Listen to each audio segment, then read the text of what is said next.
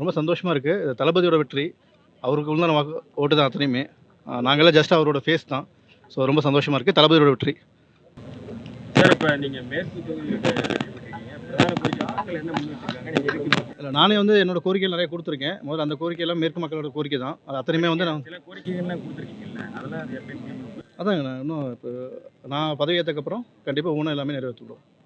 தளபதியோட அறிவுறுத்தல்படி, தளபதியோட வந்து எல்லாமே அவரோட வழிகாட்டுப்படி அத்தனையுமே எல்லாமே நான் எவ்வளோ சீக்கிரம் விரைவாக முடிக்கணுமோ அவ்வளோ சீக்கிரம் விரைவாக முடிச்சு எல்லாமே நிறைவேற்றி தொகுதி மக்களுக்கு என்ன சொல்றீங்க? இல்லை அந்த வெற்றி வாய்ப்பு கொடுத்தவங்களுக்கு எல்லா மேற்கு தொகுதி மக்கள் ரொம்ப நன்றி.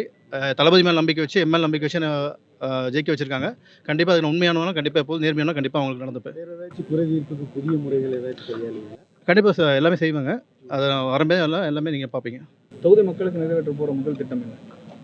முதல் திட்டங்கள் அதான் நிறைய திட்டங்கள் இருக்குது. தளபதி அறிவித்தல்படி அவர் முதல்ல வந்து அதான் சொல்கிறேன். நீங்கள் தளபதி வந்து அவரோட எல்லாமே அவர் முடிவு எடுக்கணும். ஸோ அவர்கிட்ட நான் வந்து என்னென்ன அவங்க குறை எல்லாமே எங்கிட்ட இருக்குது. அந்த குறையெல்லாம் அவர்கிட்ட கொண்டு போய் கொடுத்துட்டு அவர் என்னென்ன ஃபஸ்ட்டு முடிக்க சொல்கிறாரோ எல்லாமே கண்டிப்பாக எல்லாத்தையும் முடிவு. மற்ற டிவிகே வேட்பாளர்களை காட்டிலும் நீங்க வந்து பல பிரத்யேக திட்டங்களை தொகுதி மக்களுக்காக அறிவிச்சிருக்கீங்க. ஆமாங்க, அதான் சொன்னேன். நீங்கள் பாண்ட் முதற்கொண்டு கொடுத்துருக்கேன்.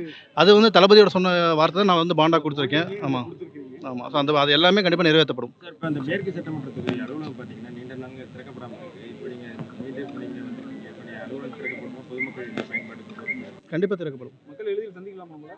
எப்போதும் சந்திக்கலாம்.